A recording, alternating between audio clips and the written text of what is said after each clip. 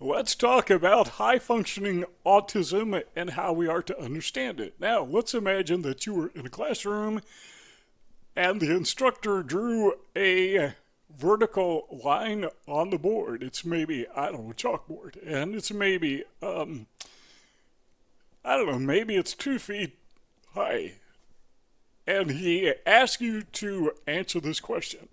So he draws three more vertical lines on the chalkboard. One of them is much taller than the first one. The second one, it's about the same size, and the next line is tiny.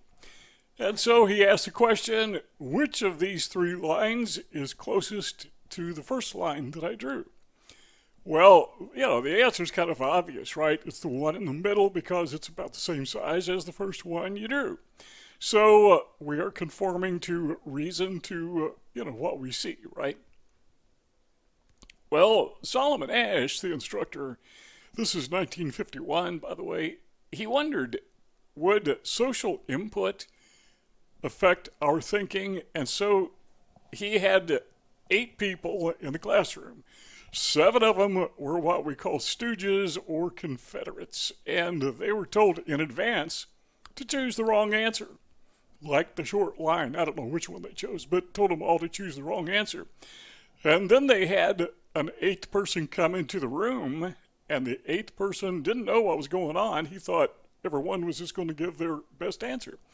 So Solomon or whoever was conducting the experiment asked him, which of these 3 lines is most like the first one? And one by one, all would give the wrong answer. Let's see that one on the right, the tiny little one. So would the stooge, or not the stooge, but the innocent bystander, would he go along with the crowd? Or would he say, no, it's obvious the middle one is most likely, most like the first one? And what happened was about 75% of the time, they would get it wrong at least once. They would give the wrong answer. And about 25% of the time, they would always get it right. So what we learn is, even though something is extremely obvious, sometimes we get it wrong because, we are socially instructed or socially influenced to give the wrong answer because, if everyone is saying it, it must be true, right? And that's the way the human mind works. What in the world does this have to do with high-functioning autism? You may ask. Well, it has a lot to do with it because there are people who believe that high-functioning autism does not exist, that there's just autism, and fundamentally, we're just all basically the same. They will say things like, everybody has dysfunctions of one kind of another, so we're all dysfunctional autistics. Well, it's kind of obvious. There are some people who are autistic and they just can't lead a normal life. They absolutely positively have to have help. They can't even dress themselves. They can't brush their teeth. They can't feed themselves. Never, ever can they hold down a job. Talk about socially inadequate. They are very socially inadequate. And there's a whole spectrum of these people to those like myself who are considered high-functioning autistic, and I can dress myself. I can hold down, when I was self-employed, I could hold down a job. When I wasn't, I couldn't, kind of on the borderline there. I can feed myself. It's kind of obvious because I'm overweight. I can carry on a normal life. We are obviously different, like the lines on the chalkboard. But still, when everyone is saying, nah, there is no difference, or they give the wrong answer, we tend to go along with the wrong answer. That's been psychologically proven by, what was his name again? Solomon Asch. Look it up on the internet. It's an interesting study. If you're into psychology, you're already familiar with it because it's really kind of a landmark discovery of how the human mind works. So what is a high-functioning person, a person considered high-functioning? Well, you got to draw the line somewhere, right? So one of the lines that has been drawn is they would say, let's say an IQ of 100 or above, and even that's not totally I mean, you could take an IQ test today, have a score of 100, take one tomorrow, have a score of 99, take one tomorrow, have a score of 102.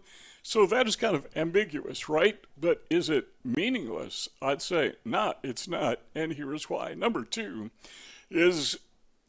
is have an IQ over 100. Number two is the ability to function without significant help. As we said earlier, I can brush my teeth, I can feed myself, so forth. I can drive a car.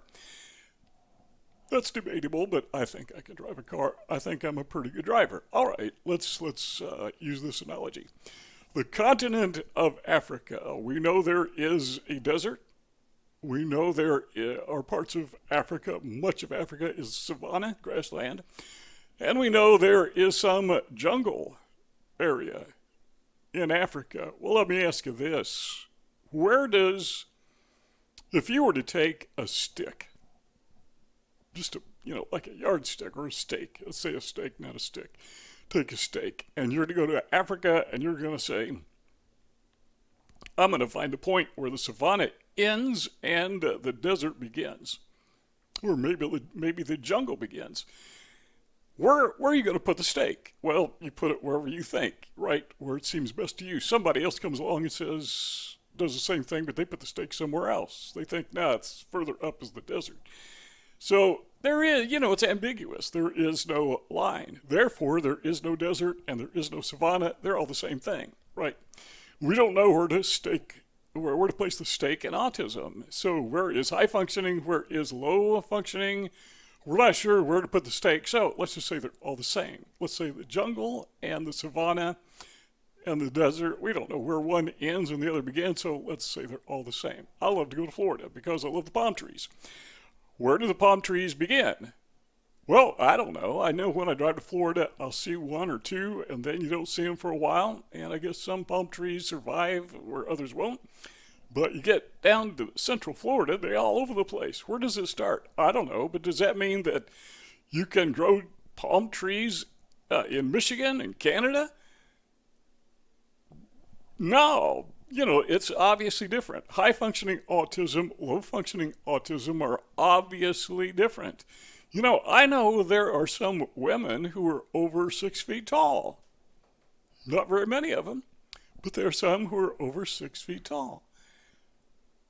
So I know a lot of men who are over 6 feet tall, so does that mean that men and women are all the same height? No. Nope. It doesn't work that way. So we know that if you're rational, when you take the Asch experiment, this time it's not a line on a chalkboard, but rather it is autism, the line of high functioning versus low functioning. If you're rational, you're going to say, yeah, it's obvious. But if you're going along with the crowd, then you're going to say, no, they're all the same. I choose not to go along with the crowd. All right, so what is it about people who are high-functioning autistic that we say, yeah, this is a high-functioning autistic person? Well, we already mentioned a couple. They have IQ of 100 or above. Number two, they're able to function without significant help, Number three is they can live independently. We can do those skills like eating and brushing our teeth and getting dressed and driving cars, hopefully, that we can do it without help. Now, you remember the movie Rain Man? This is probably the only movie I actually watched more than once because I enjoyed it. But Rain Man, who was supposed to be low-functioning autistic, he wanted to drive a car. And you remember the end of the movie? Near the end of the movie, he was trying to drive the car in Las Vegas around a circle, and he wasn't very good at it. So yeah, there is a difference. Number four is people with autism tend to be challenged with social interaction and communication. That applies to people with high-functioning autism. It applies to me. Virtually everybody, few exceptions, with high-functioning autism face these challenges, but still we manage to get along in the world. It's challenging, it's difficult, it's not always pleasant, but we do it. People with low-functioning autism, they are very challenged with social interaction. Sometimes they can't do it at all. And it's very frustrating to parents of little children who are trying to raise them. and want them to be able to survive independently in the world, in society, when they can't interact at all. And to say, those are all the same. No, they're not all the same. The lines on the chalkboard are different. Number 5 is people with high functioning autism are often very devoted to routine, and we are devoted to order. We like things organized. People with low functioning autism, much the same, but it's amazing how some of these people are able to, they can read, they'll read books, they can memorize entire books. Again, the movie Rain Man, the guy was, Raymond, what was his last name? Babbitt. He was able to memorize the phone book. Yeah, there are people out there who are capable of doing that. Well, we could say that is a high functioning element of low functioning autism. And he was able to do mathematics, high functioning mathematics, but he didn't know how much a candy bar cost. So in the real world, it can't apply. In society, he needs help. And it's that element that seems to be the thing that makes us different. Is some people, they just got to have help. Number 6 is people with high functioning autism typically find it very difficult to hold down a job because social interaction is essential most of the time to any kind of workplace environment.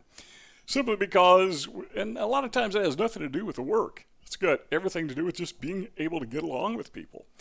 Now, I was able to survive only because I started a business and I was in charge. I was in control. So everybody got along with me because I was the boss, But when I tried to work jobs independently, I worked a lot of fast food jobs and whatever, 9-to-5 type jobs.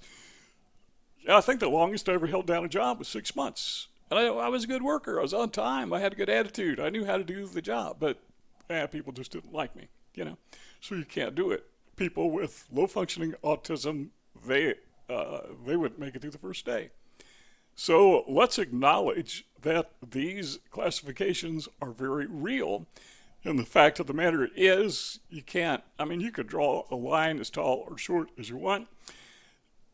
And trying to determine what is a long line and what is a short line is kind of relative, right? Because, it's kind of like long hair, short hair. Some people would say my hair is long because I don't shave my head.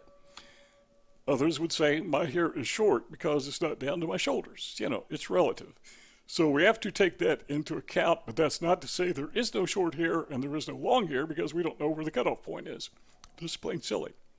There are 2 rectangles on the screen. Let's keep on talking if you want. If not, thank you for stopping by and see y'all next time.